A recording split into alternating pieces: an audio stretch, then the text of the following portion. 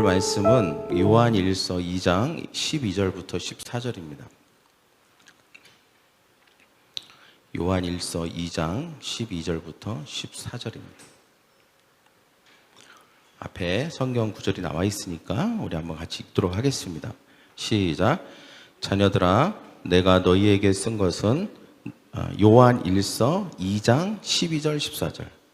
요한일서 2장 12절 14절. 자, 앞에 한번 보고 읽겠습니다. 앞에 띄워주세요. 시작. 자녀들아, 내가 너희에게 쓴 것은 너희 죄가 그의 이름으로 말미암아 사함을 받았음이요. 아비들아, 내가 너희에게 쓰는 것은 너희가 태초부터 계신 이를 알았음이요. 청년들아, 내가 너희에게 쓰는 것은 너희가 악한 자를 이겼음이라. 아이들아, 내가 너희에게 쓴 것은 너희가 아버지를 알았음이요. 아비들아, 내가 너희에게 쓴 것은 너희가 태초부터 계신 이를 알았음이요.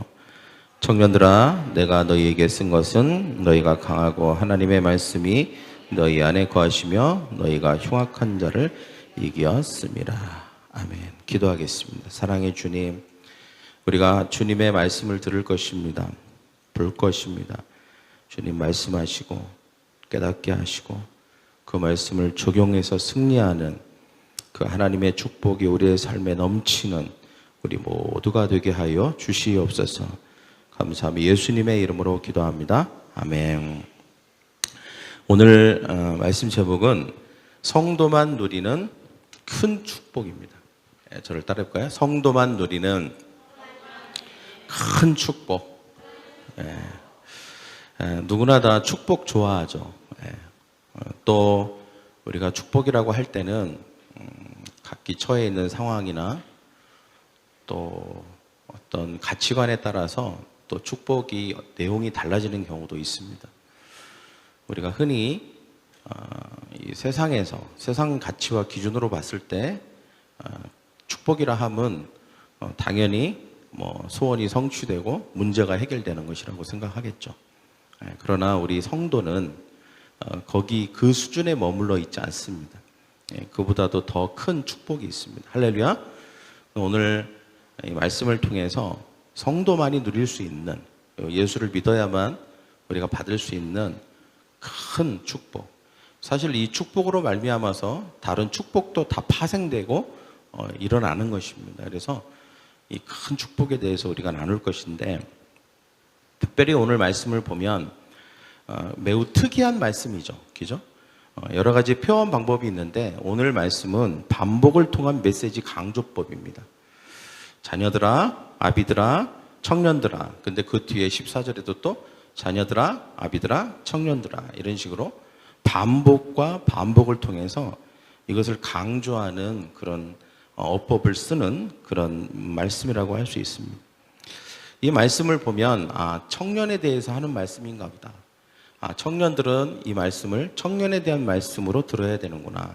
또 아비에 대해서 하시는 말씀이 있구나. 아이들에 대해서 하시는 말씀이 있구나. 이렇게 들을 수도 있겠죠. 그러나 또 한편으로는 이것이 단지 육신적인 나이로 청년, 또 아버지들, 그리고 아이들에 대한 말씀이 아니라 이것은 영적인 청년, 영적인 아이, 영적인 아비에 대한 말씀이다. 또 이렇게 들을 수도 있겠죠. 그죠? 이제 막 예수를 믿었다면 영적인 아이죠. 그죠? 또 이제 막 신앙이 성장하고 있다면 영적인 청년이라고 할 수 있고 또 영적인 아비가 될 수도 있습니다. 물론 성경에는 이런 영적인 아이와 그 다음에 영적인 청년과 영적인 아비에 대해서 말씀하는 구절이 있습니다. 그러면 오늘 이 말씀이 바로 그런 구절인가 또 이렇게 생각할 수도 있을 것입니다. 그러나 우리가 그렇게만 보는 게 아니라 여기서 조금 더 다른 차원에서 이 말씀을 좀 봤으면 좋겠어요. 왜 그러냐면 오늘 성경에 보니까 아이들아 그리고 청년들아 그리고 아비들아라고 이렇게 순서적으로 말하고 있는 게 아니라 아이들아, 아비들아, 청년들아. 뭔가 이 영적인 성장 단계를 말한다기보다는 각각의 한 성도가 가지고 있는 세 가지 측면에 대해서 말하고 있다는 느낌을 좀 받습니다. 그래서 성도 한 사람이 각각의 위치와 관계에서 다른 역할을 하고 있는 것을 말하고자 하는 것처럼 보이는 것이죠. 예를 들면 저는 지금 여기 서서 있습니다. 저는 여기서 뭐죠? 어떤 사람이죠? 목사입니다. 목사. 그러나 제가 우리 어머니 집에 밥 먹으러 가면 저는 큰아들이에요. 그리고 제 바로 옆동이 우리 집이니까 그 옆동에 우리 집으로 가면 저는 누굽니까? 아이들에게는 아버지고 우리 아내에게는 남편이 되는 거죠. 그러니까 저는 한 존재이지만 각각 다른 위치와 관계 속에서 다른 역할들을 하고 있는 것입니다. 이처럼 한 명의 성도는 물론 성도가 영적으로 어릴 때가 있고 영적으로 아주 활기가 찰 때가 있고 또 성숙한 아비가 될 때도 있습니다. 그러나 한 명의 성도 안에는 아비의 역할과 청년의 역할과 아이의 역할이 이미 다 있다는 것입니다. 할렐루야? 예. 그게 다 있다는 거예요. 물론 어떤 시간의 순차순에 따라서도 있을 수 있지만 어떤 우리의 역할이나 어떤 위치나 우리가 하는 일을 통해서도 어떨 때는 우리가 아이와 같을 때가 있는 것이죠. 아이와 같을 때. 그래서 아이로서 하나님의 축복을 받아야 될 때와 그런 어떤 위치가 있고 또 어떨 때는 아버지로서 하나님의 복을 받고 그 역할을 다음으로 하나님의 은혜를 받고 있을 때가 있는 것이고 또 어떨 때는 청년으로서 그것을 행함으로 말미암아 우리가 은혜를 받고 할 때가 있는 것입니다. 그래서 우리가 특별히 아이들아라고 할 때는 어떤 하나님과의 관계를 말합니다. 관계. 그래서 용서받고 죄사함 받고 하나님의 자녀로 하나님과의 친밀함 속에서 서로 사랑을 나누고 교제하는 축복. 이것이 바로 아이들아. 여러분 우리가 교회에서 일도 하고 세상에 나가서 전도도 하고 설교도 하고 우리가 많은 일을 하지만 그러나 가장 중요한 것은 우리가 하나님 관계에서 아이처럼 하나님과 순수하게 교제하는 거 아니겠습니까? 할렐루야? 우리가 하나님 앞에서도 목사입니까? 내가 하나님 앞에 나아가서 기도할 때 하나님하고 부르짖을 때도 내가 목사로 서는가요? 저 목사입니다 하나님 이런 식인가요? 그렇지 않죠. 마치 아이처럼 하나님 아빠 이렇게 부르게 되는 거죠. 제 나이와 제 직분과 상관없이. 그죠? 우리는 항상 누구나 이 아이의 역할과 그 아이의 위치에 서 있을 때가 있습니다. 또 우리가 그렇다고 해서 항상 아이의 위치에서 아빠 하면서 교제하고 사랑을 나누고 그리고 그 구원과 죄사함에 대한 확신과 감사를 나누는 것만 하나요? 그렇지 않죠. 우리는 어떨 때는 아버지처럼 행할 때가 있고 아버지의 역할을 감당할 때가 있습니다. 막 설교를 하고 복음을 전하고 사역을 하고 우리는 아버지 같은 것이죠. 또 청년 같을 때가 있습니다. 청년은 왕성하잖아요. 예, 열정이 있습니다. 그래서 막 나가서 복음을 전하고 그리고 영적 싸움을 행하고 이런 것은 마치 청년과 같은 역할이고 청년과 같은 모습이라고 할 수 있습니다. 오늘 이 사도 요한은 우리에게 말하기를 우리가 이 다채로운 세 가지의 역할을 우리의 신앙생활에서 잘 감당하게 될 때 하나님이 우리에게 주시는 복이 있다는 거예요. 은혜가 있다는 것입니다. 그래서 그것을 강조하고 있는 것이죠. 주어진 상황과 관계에 따라서 우리는 어떨 때는 자녀의 모습으로, 어떨 때는 아비의 모습으로, 어떨 때는 청년의 모습을 가져야 됩니다. 그래서 멀티플레이어가 되어야 돼요. 저를 따라 멀티플레이어가 되어야 합니다. 이것이 아까도 얘기했지만 다채로운 축복을 경험하고 은혜를 경험하는 비결입니다. 그래서 저는 이것을 신자의 삼중 축복이다. 할렐루야. 신자의 삼중 축복이다라고 말하고 싶습니다. 오늘 요한이 말하는 세 가지 큰 축복이 무엇입니까? 그리고 이 성도의 삼중 축복, 또 다른 말로는 은혜라고도 할 수 있고 그리고 혜택이라고도 할 수 있습니다. 첫째는 자녀됨의 축복입니다. 저를 따라할까요? 자녀됨의 축복. 자녀됨의 축복. 네. 자녀들아, 아이들아 라고 하시면서 세례 요한은 우리가 하나님의 자녀가 된 것이 얼마나 큰 축복인 것을 지금 말하고 있는 것이죠. 강조하고 있는 것이죠. 이것은 성도만이 가질 수 있는 축복입니다. 네.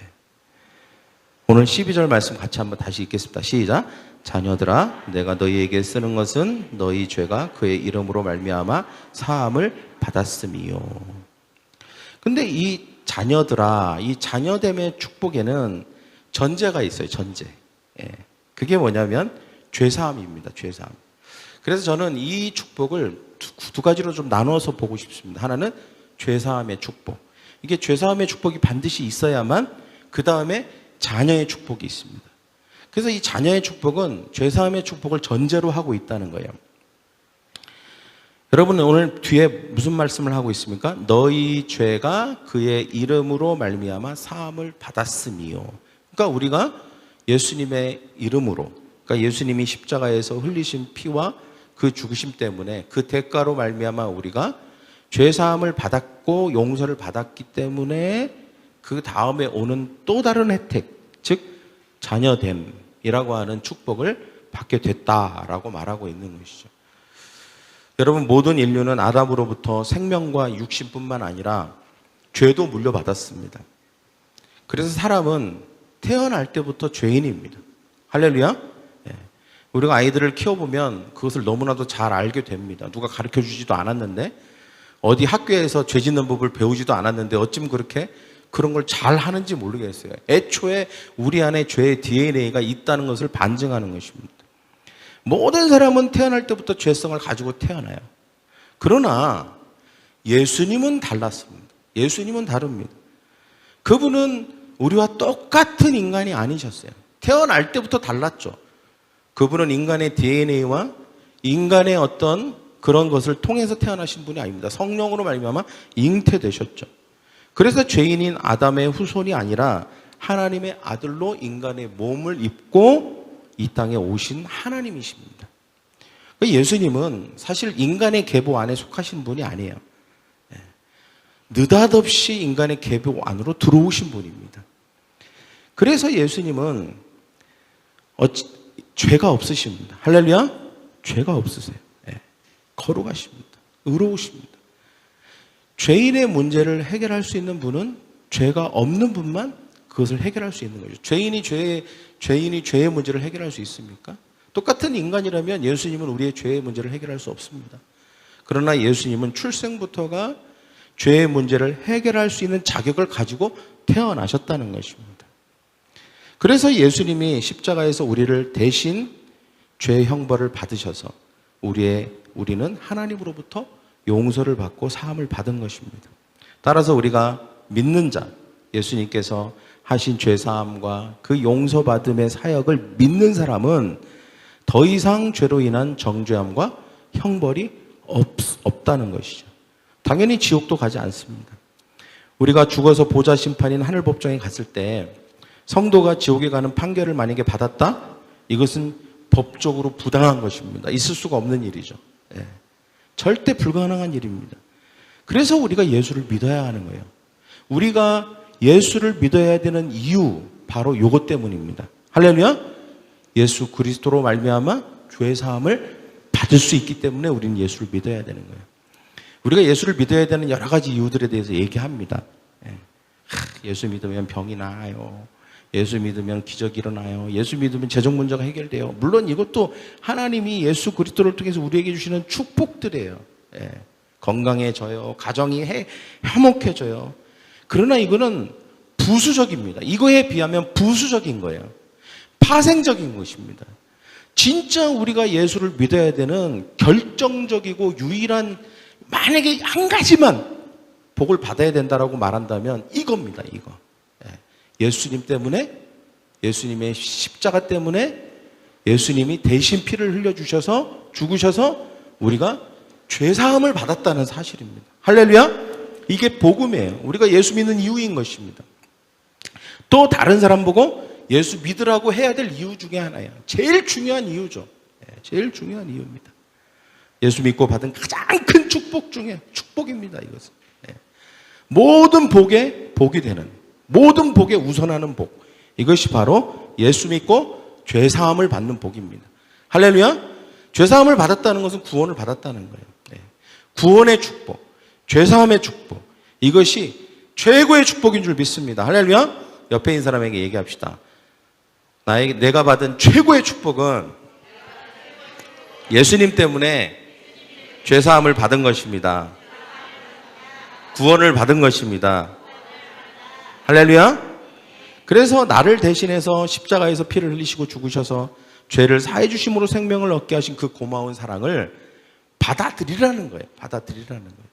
이게 복음이고 전도인 것이죠. 그래서 하나님의 자녀는 한 번도 죄를 지은 적이 없는 사람처럼 사는 것입니다. 의로운 사람이 된 거죠. 예수님이 모든 죄를 다 내가 살면서 지은 죄, 앞으로 살면서 지을 죄, 그리고 인류가 지었던 모든 죄, 우리 안에 있는 모든 죄의 DNA와 죄성까지도 예수님이 전부 십자가에 가져가셔서 그것을 사하시고 우리를 용서하셔 주셨습니다. 그래서 우리가 항상 예수님 안에 있고 예수님의 이름으로 우리가 죄를 회개하고 고백하면 그 즉시 죄는 사라지는 것입니다. 할렐루야. 우리는 의인이 되는 줄 믿습니다. 할렐루야. 그래서 우리는 죄인이긴 하지만 용서받은 죄인입니다. 죄인이긴 하지만 우리는 죄사함 받은 죄인인 것입니다. 할렐루야. 그래서 의인이라는 말은 애초부터 죄가 없다는 뜻이 아니라 용서를 받아서 의인이 됐다는 뜻입니다. 할렐루야. 그렇기 때문에 우리는 어마어마한 혜택을 받은 거예요. 예수님 때문에. 어마어마한 축복을 받은 것입니다. 이것보다 더한 은혜와 축복은 있을 수가 없는 것이죠. 물론 우리가 연약함으로 인해서 죄를 지을 수 있지만 그럼에도 불구하고 우리는 회개를 통해서 또다시 십자가의 은혜를 경험하고 죄사함을 받게 되는 것입니다. 그래서 우리가 죄로부터 우리를 자유케 하는 것이죠. 로마서 8장 1절 같이 읽겠습니다. 시작. 그러므로 이제 그리스도 안에 있는 자에게는 결코 정죄함이 없나니. 정죄는 뭡니까? 정죄는 형벌 전에 너는 죄가 있다. 너는 10년형, 너는 사형, 너는 무기징역 이렇게 죄를 선고하는 것을 정죄라고 합니다. 죄가 있다라고 말하는 것, 그것을 선포하는 것을 정죄라고 하죠. 형벌은 뭐예요? 너는 10년형 하고 이제 10년 동안 감옥에 사는 거예요. 너는 사형! 그리고 사형을 집행하는 것. 이게 이제 형벌입니다. 여러분, 정죄와 형벌은 다른 것이죠. 근데 우리가 예수 그리스도 안에서 내가 죄사함을 받았다라고 하는 확신이 생기는 순간부터, 그것을 믿는 순간부터 우리 안에는 정죄감이 사라집니다. 할렐루야? 내가 하나님으로부터 너는 이제 사형, 너는 지옥, 너는 영원한 형벌, 이거에 대한 두려움이 없어집니다. 그리고 이것에 대한 모든 정죄감이 사라집니다. 그러면서 우리 안에 확신과 그리고 평안함과 그리고 영원한 하나님의 영생의 천국에 대한 확신을 갖게 돼요. 구원에 대한 확신. 저 지옥과 멸망과 형벌에 대한 것으로부터 벗어나는 자유함에 대한 확신. 이것을 갖게 되는 것이죠. 그래서 우리가 예수 그리스도로 말미암아 죄사함을 받았다는 이 확신, 이 구원의 확신, 이것이 굉장히 큰 축복이라는 것을 우리는 반드시 기억해야 되는 줄 믿습니다. 할렐루야. 이게 흔들리면 그때부터 우리의 삶의 모든 기반이 다 흔들리기 시작하는 것입니다. 이 부분이 확실할 때에 이 위에 모든 하나님의 축복들이 차곡차곡 쌓여지는 줄 믿습니다. 그래서 우리는 이렇게 말해야 돼요. 이런 사람은 항상 이렇게 선포합니다. 저를 따라볼까요? 나에게는 결코 정죄함이 없다. 내가 예수님 안에 있기 때문이다. 예수님이 내 죄를 용서해 주셨다. 나는 의롭게 되었다. 지옥 형벌은 나와 상관없다. 할렐루야. 계속 이렇게 외쳐야 되는 것입니다. 이 확신을 나에게 계속 갖도록 내가 선포해야 되는 것이죠. 이것이 우리에게 삶에 뭡니까? 자유함을 주는 것입니다. 자유함. 두려움이 사라지고 걱정과 근심과 불안과 초조가 사라지면서 우리 안에 영적 자유함과 평안이 우리 가운데 임하게 되는 것이죠.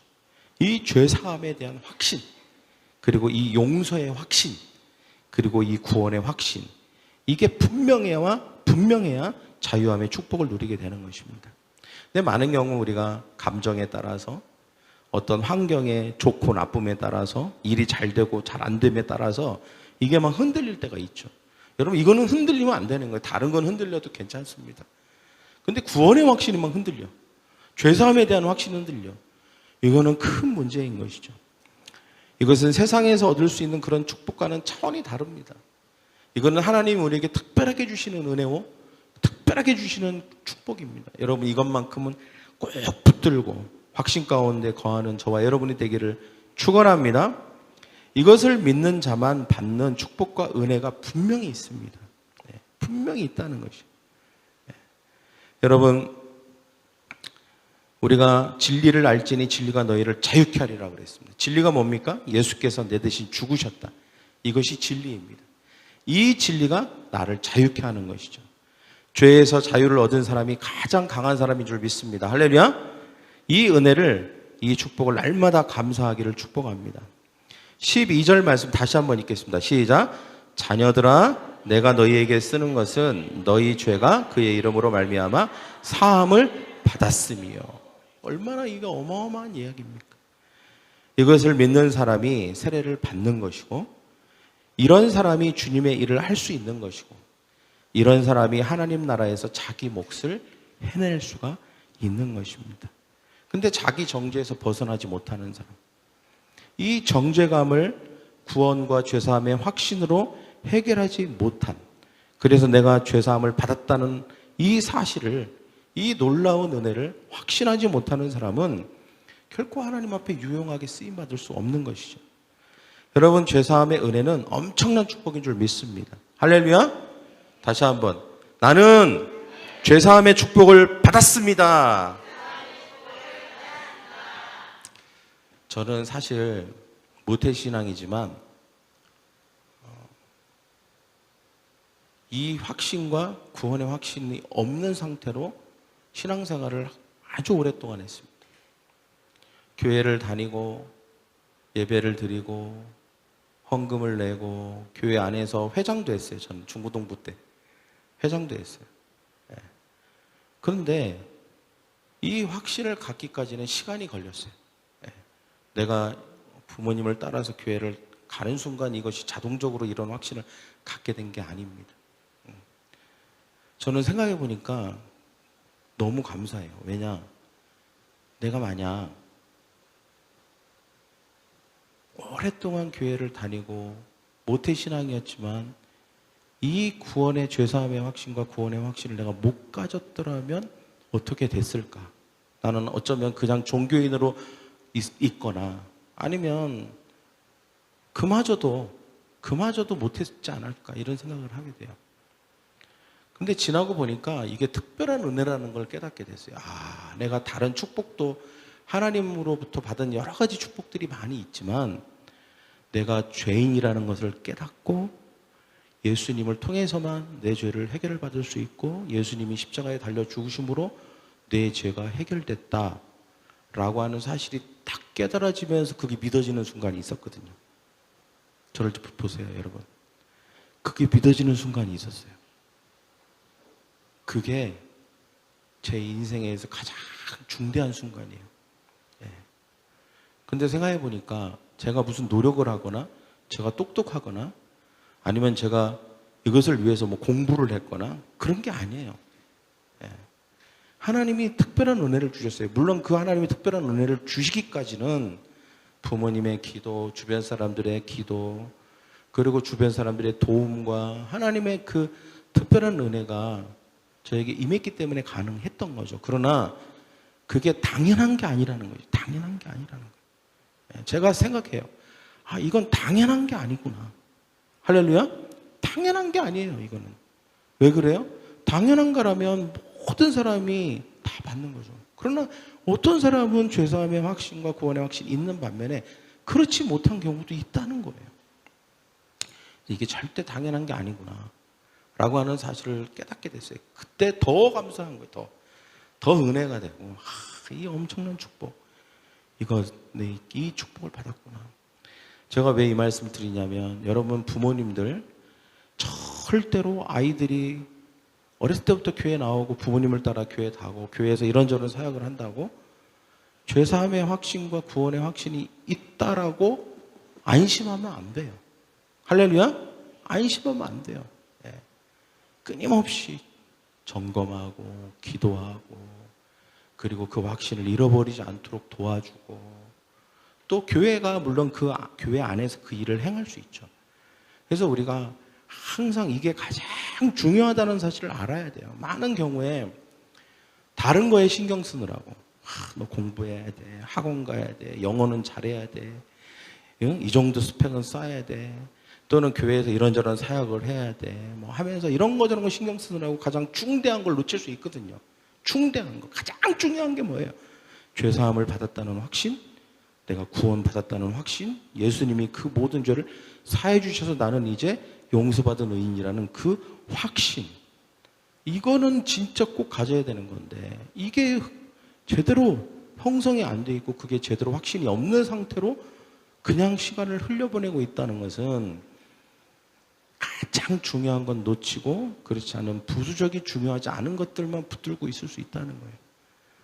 그래서 우리가 항상 이 부분에 대해서 나의 삶의 가장 큰 축복이 무엇인지를 부모님이 먼저 알아야 되고, 이게 가장 큰 축복이고 은혜라는 걸 안다면 동일하게 자녀에게도 그것에 대해서 중요성을 가지고 대해야 되는 줄 믿습니다. 할렐루야. 그래서 여러분, 첫째가 죄사함의 축복이에요. 그러면 이 죄사함의 축복이 그 다음에 자연적으로 갖게 하는, 자연적인 건 아니지만 그 다음에 축복이 뭐냐면 자녀됨의 축복입니다. 거기서 더 나아가는 축복이 뭐냐? 자녀됨의 축복입니다. 14절 같이 읽겠습니다. 시작. 자녀들, 아이들아, 내가 너희에게 쓴 것은 너희가 아버지를 알았으며. 자, 아버지가 계시다는 걸 알았다는 거죠. 아버지가 계시다는 걸 알았다는 것은 내가 자녀라는 걸 깨달았다는 뜻입니다. 하나님이 내 아버지시구나 라고 하는 걸 깨달았다는 것은 나는 하나님의 자녀네 라고 하는 것도 깨달았다는 것이죠. 죄를 사하시는 하나님은 공의의 하나님이십니다. 하나님은 엄중한 재판장이시죠. 그래서 우리에게 죄사함을 선포하십니다. 재판장인 하나님이 우리에게 죄사함을 선포하셔요. 그런데 그런 하나님께서 친히 우리의 아버지가 되시는 것입니다. 이것은 죄사함의 축복을 넘어서는 축복입니다. 할렐루야. 그보다 엄청 더한 축복인 것이죠. 일반적으로 판사는 법정에서 유죄나 무죄를 판결하죠. 그러나 세상의 어떤 판사도 무죄를 선언했다고 해서 그 사람을 양자로 삼을 의무는 없습니다. 당신은 알고 보니까 무죄네요. 당신은 무죄, 죄가 없습니다. 돌아가세요. 그런데 그 판사가 잠깐만요. 당신이 무죄이기 때문에 이제 내가 당신을 양자로 삼겠습니다. 이런 판사는 없습니다. 그런 판사는 없는 것이죠. 여러분, 대통령은 사면권이 있습니다. 그래서 명절 때나 추석 때나 이럴 때 대통령령으로 사면을 하죠. 그죠? 그런데 이때 이제 형기를 다 채우지 않고 사면을 받으면 교도소를 나오게 되는데, 하지만 지금까지 대통령의 사면을 받은 사람 중에 그 어떤 사람도 사면을 받았다는 이유로 사면권을 행사한 대통령의 자식으로 입양된 경우는 없습니다. 그죠? 네. 사면권을 행사하고 그리고 나서 대통령이 이제 당신을 사면했으니까 당신은 오늘부터 내가 입양하겠습니다. 이런 경우는 없잖아요. 이런 일이 왜 일어날 수 없습니까? 죄를 용서받는 것과 자식으로 입양하는 것은 사실 별개예요. 네, 별개입니다. 한번 생각해 보세요. 하나님이 예수님을 통해서 우리의 죄를 용서해 주셨어요. 그러면 자동으로 자식이 되는 겁니까? 그렇게 돼야 되는 겁니까? 아니죠. 그럴 의무도 없고 이건 별개예요. 그러면 여러분, 이런 사실로 비추어 볼 때 하나님이 용서하신 죄인을 자신의 아들과 딸로 입양해 주셨다. 이거는 엄청난 또 축복인 거예요. 그죠?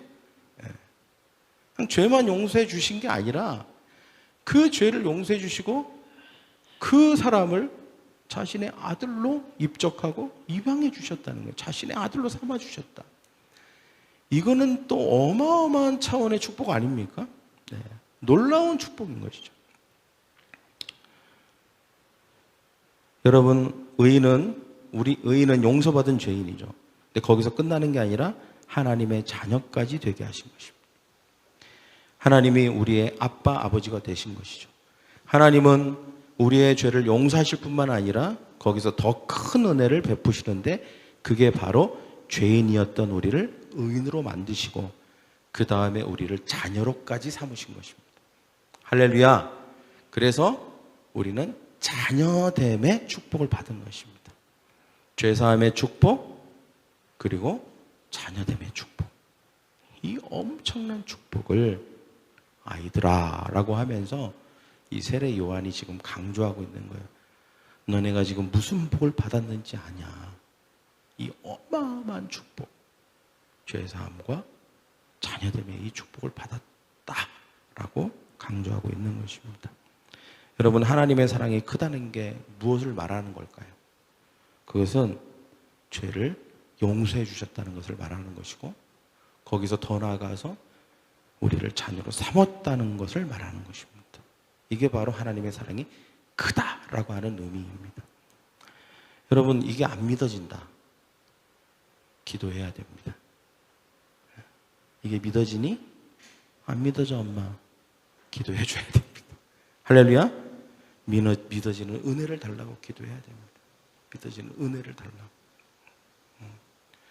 이게 잘 안 느껴져요.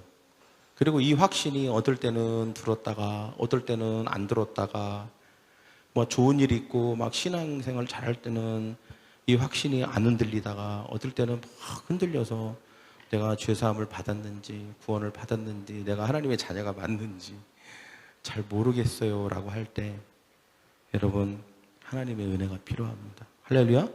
네, 기도해야 됩니다. 하나님은 우리의 진실한 기도를 들으시는 줄 믿습니다. 할렐루야. 하나님, 저를 긍휼히 여겨주시고 불쌍히 여겨주세요. 저 하나님의 은혜가 필요해요. 내가 죄사함에 대한 확신을 갖도록 주님 도와주세요. 그리고 제가 하나님의 자녀라는 사실에 대한 이 확신과 믿음을 갖도록 도와주세요. 제가 그게 깨달아지도록 도와주세요. 제가 그게 알아지도록, 느껴지도록 도와주세요. 여러분, 기도하셔야 되는 줄 믿습니다. 할렐루야. 그리고 여러분, 이에 대한 확신이 있으십니까? 여러분, 어마어마한 축복 가운데 지금 머물러 있는 것입니다. 할렐루야. 예수 안에 머물러 있는 것이죠. 이것보다 더 이 세상에 무서울 게 하나도 없습니다. 내가 죄사함을 받았고 내가 하나님의 자녀라고 하는 이 두 가지 확신이 내 안에 탁 하고 큰 바위처럼 자리 잡고 있다면, 반석처럼, 이 세상에 우리가 무서워할 게 한 가지도 없는 것입니다. 우리는 안정감을 누리고 평안함 가운데 우리가 주님의 그 복을 막 선포하고 누리는 그런 삶을 살게 될 줄 믿습니다. 할렐루야. 그러면 이게 바로 첫 번째 축복입니다. 첫 번째, 자녀됨의 축복. 그리고 이 자녀됨의 축복 안에는 죄사함의 축복이 있는 것이죠. 그럼 두 번째와 세 번째가 있겠죠. 그죠? 그것은 다음 주에 나누도록 하겠습니다. 할렐루야. 이것도 굉장히 중요한 축복입니다. 굉장히 중요한 축복이에요. 그러나 이 자녀됨의 축복이 가장 중요합니다. 이 축복을 통해서 또 다른 축복을 우리가 받게 되기 때문입니다. 할렐루야. 그런 저와 여러분 되기를 원합니다. 우리 저를 따라해볼까요? 나는 죄사함의 축복을 받았습니다. 나는 자녀됨의 축복을 받았습니다. 이것이 나에게서 최고의 축복입니다. 할렐루야. 기도하겠습니다. 눈을 감으시고 하나님, 가슴에 손을 얹으십시오. 이 시간 우리의 영과 우리의 마음 가운데 깊숙이 들어와 주시옵소서. 우리의 지식을 여시고 우리의 지성에 성령님 들어오셔서 우리의 감정 가운데 오셔서 우리가 죄인인 것과 절대적인 용서와 죄사함이 필요한 존재라는 것과 그 모든 일이 가능했던 것은 하나님이 예수님을 이 땅에 보내주시고 십자가에서 죽으시고 피를 흘려주시고 그래서 모든 죄를 사해 주심으로 말미암아 내 죄도 사함을 받고 이제는 내가 죄사함을 받은 의인인 것을 깨닫는 은혜와 축복을 허락하여 주시옵소서. 그래서 내 안에 죄사함에 대한 확신, 죄사함에 대한 믿음, 언제나 내가 예수님 이름으로 죄를 고백하고 회개할 때 예수님은 즉시 우리의 죄를 용서하시고 의롭게 하시고, 용서하신 죄에 대해서는 다시는 기억지 않으시고, 우리 스스로도 모든 죄에 대한 정죄감과 죄책감 없이 우리가 죄사함에 대한 확신을 가지고 그 진리 안에서 자유함을 누리는 축복의 인생 살게 하여 주시옵소서. 더 나아가서 우리가 하나님의 자녀임을 깨닫게 하시고, 하나님 아버지를 아버지라고 부를 수 있는 관계 안에 있다는 사실을 깨달아 그 복을 절실하게 깨닫고 감사하고 그 복을 누리는 우리 모두 되게 하여 주시옵소서. 주여, 구하오니 우리 안에 이 두 가지 확신이 확실하게 자리 잡게 하여 주시옵소서. 우리가 때때로 여러 가지 일을 겪고 감정적으로 다운되고 여러 가지 어려운 일들과 기쁜 일들이 혼재한 상황 속에서도 이 확신과 믿음만은 흔들리지 않도록 주님 우리와 함께하여 주시옵시고 도와주시옵소서. 우리가 교회 안에서, 성도의 교제 안에서 서로 세워주고 붙들어주고 서로를 이끌어줌으로 이 확신이 주님 안에서 더 공고해질 수 있도록 도와주시옵소서. 감사하며 예수 그리스도의 이름으로 기도하옵나이다. 아멘.